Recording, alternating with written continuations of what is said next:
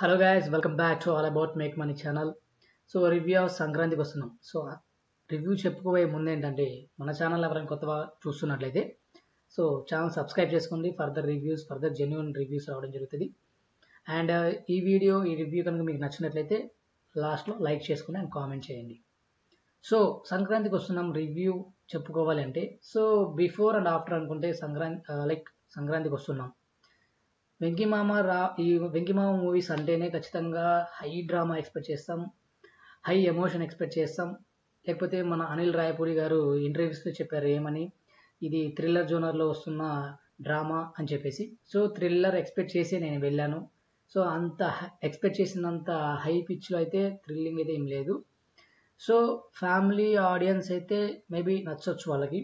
So మనలాంటి special genres కింద thrilling కోసం ఎక్స్పెక్ట్ చేసి, యాక్షన్ కోసం ఎక్స్పెక్ట్ చేసి, డ్రామా కోసం ఎక్స్పెక్ట్ చేసి వెళ్తే కనుక మీరు రొటీన్ స్టోరీ చూసినట్లు అనిపిస్తూ ఉంటుంది. ఒక సీఈఓ యుఎస్ నుంచి రావడం జరుగుతుంది. సో లోకల్ గుండాలు ఆయన్ని కిడ్నాప్ చేయడం జరుగుతుంది. సో ఆయన్ని రికవరీ చేయాలంటే ఒక సిన్సియర్ కాప్, హానెస్ట్ కాప్ కావాలి. సో దాన్ని మన వెంకీ మామని పిలుస్తారు. సో ఈ జర్నీ ఏదైతే ఉందో ఆ జర్నీ చుట్టూతా ఉన్న సీక్వెన్సెస్, కామెడీ సీక్వెన్సెస్ కావచ్చు, యాక్షన్ సీక్వెన్సెస్ కావచ్చు, డ్రామా కావచ్చు, పండిందా అంటే 100% అని నేను చెప్పలేను. ఓకే ఓకే ఓకే ఫిలిం లానే నాకు అనిపించింది. సో స్టోరీ పరంగా కూడా పెద్దగా రొటీన్ స్టోరీ చూస్తున్నామన్న ఫీలింగ్ అయితే కలుగుతూ ఉంటుంది. సో అనిల్ రాయపూరి యొక్క స్టామినా ఇదైతే కాదని నాకు అనిపించింది. ఎందుకంటే మనం ఆల్రెడీ చూసాం కాబట్టి F2, F3 కావచ్చు, లేకపోతే భగవంత్ కేసరి కావచ్చు, ఈ మూవీస్లో మనం చూసాం. సో యాక్షన్ పరంగా కావచ్చు, ఫ్యామిలీ డ్రామా పరంగా కావచ్చు, ఆయన ఇంకా బాగా తీయొచ్చు. మరి ఎందుకు తీయలేదు?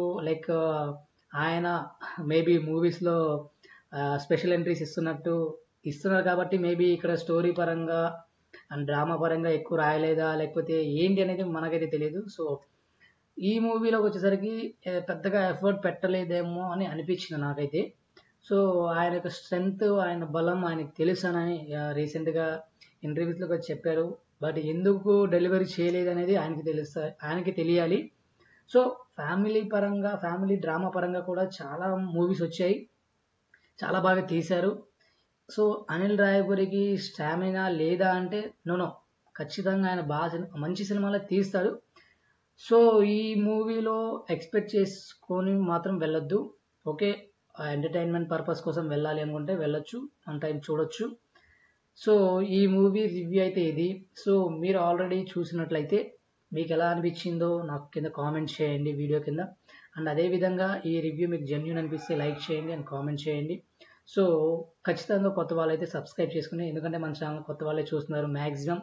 సో ఈ యొక్క రివ్యూస్ మ్యాక్సిమం రీచ్ అవుతున్నాయి, ఈ యొక్క రివ్యూస్ నచ్చుతున్నాయి పబ్లిక్కి.